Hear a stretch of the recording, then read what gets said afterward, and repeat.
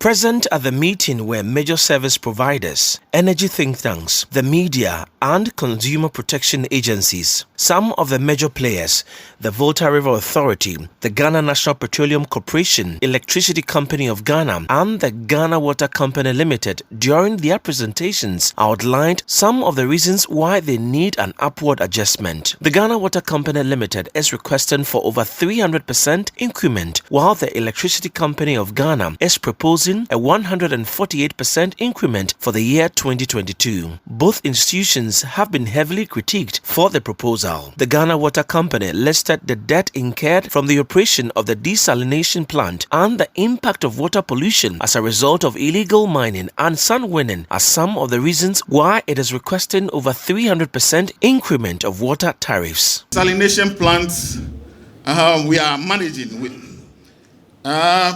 It is a take or pay arrangement between Ghana Water and then the BBDG. What it means is that we are to pay a capacity charge of 1.4 million Ghana cedis dollars every month, $1.4 million every month.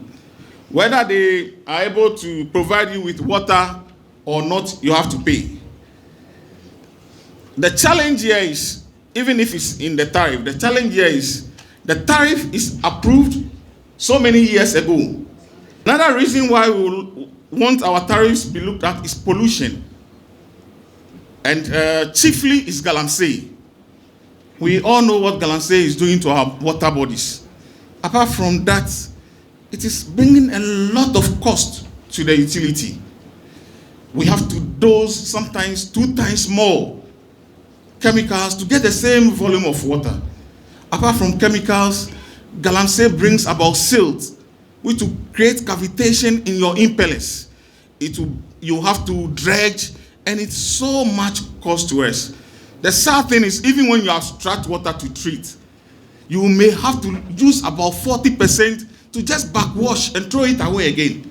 The exchange rates provided by PURC, which is 5.37. So what it means is that for ECG, when we have invoices from our IPPs, there's no way they are going to accept 5.3 as the exchange rate. I mean, when they go out, what they get is the market rate. And this translates into a cost to ECG, and in 2021 alone, it cost ECG 867 million cedis just for forest losses.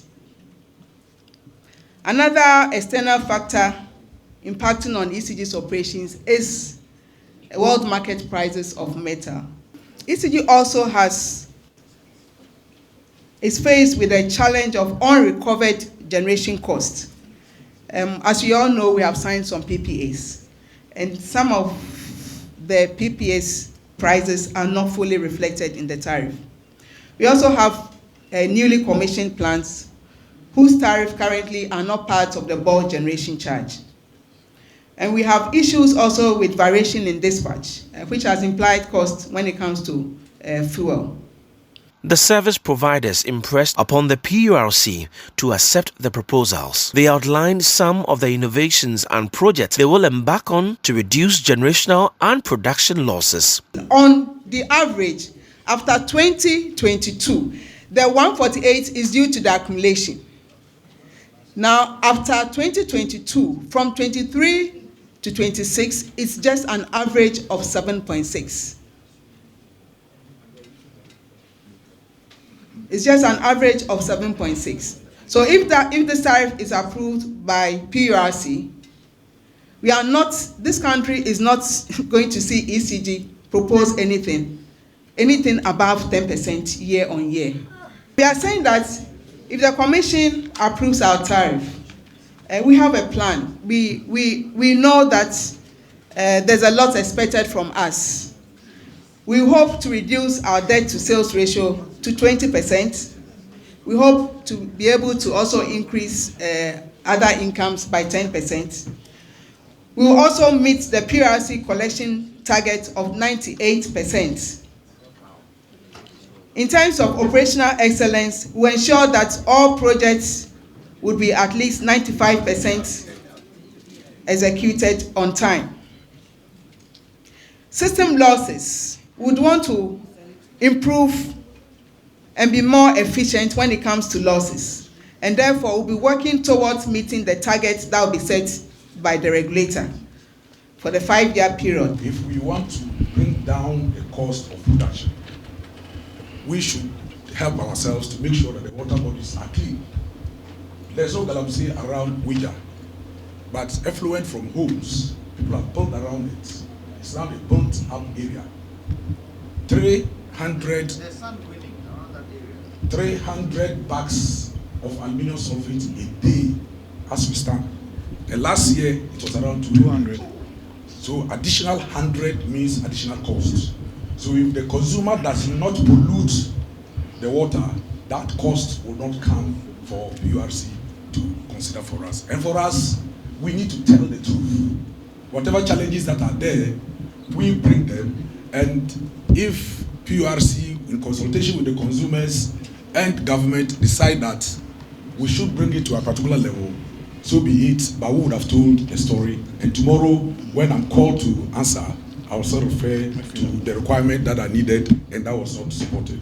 And so I think that the galamsey, though an agency is supposed to be doing that, but they are all customers. After they pollute the water, they go back to their homes looking for water to wash. Some industry players, including energy think tanks and the Consumer Protection Agency, questioned the basis of the tariff increment. They indicated that the focus of power producers should be on building the needed infrastructure that ensures efficiency to bring relief to consumers. Sitting through the presentation, I think things are worse than I actually thought. And the demands really, there is no way they can pass on what they are demanding to the consumers, because we're seeing a lot of inefficiencies. I mean, for ECG, for example, their inefficiency has grown to about 29% year on, from 26 previous years to 29. And they contrast that with an appreciable investment, almost $600 million investment since 2018. So the fundamental question is, how are we optimizing that investment? Is the investment yielding efficiency and enabling them to really do what they are supposed to do? So those are the issues that PURC will have to interrogate and ensure that we don't continue to pass on the inefficiency to the consumer. There are bigger conversations around how do they sell power and recover the money, that we couldn't really get into. Some of the technical issues, how the power losses actually happen, the commercial losses actually happen. And they would have to have a way around that to be able to reduce the losses. Somebody is not doing their job. I'm not against probably maybe some increase, but Ghana Water saying 330 something percent increase. The question I'm asking is, I don't think Ghanaians are very, very ready and happy with such a huge increase. Look, Ghana Water, for crying out loud, because of some of their inefficiencies, now every house either has a borehole, has a water tank, or has some gallons sitting somewhere to store water. Why do I have to do that? Because water should be flowing and not to be interrupted. So Ghana Water, then they claim that, galamsey has also affected.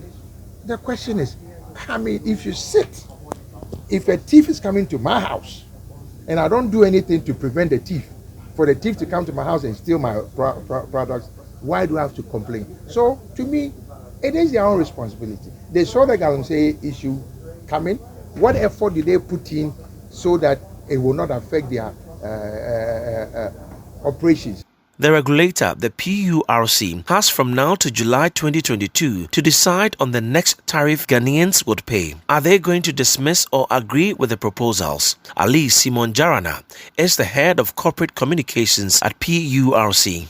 A lot of their equipment, they import them, like Ghana Water Company, for instance. They import chlorine to treat the water. Netco would import copper, steel. They are all imported. So exchange rate plays a very key role in the tariff determination. So these are a few of the factors that are going to be considered in the final analysis and determination of the tariff. In July, yes, in July. We are emphatic on this one. These companies have justified why they need an upward adjustment for the year 2022, but the power lies in the bosom of the Public Utility Regulatory Commission to come up with an agreed figure in July 2022. I am Kojo Achman reporting for City News.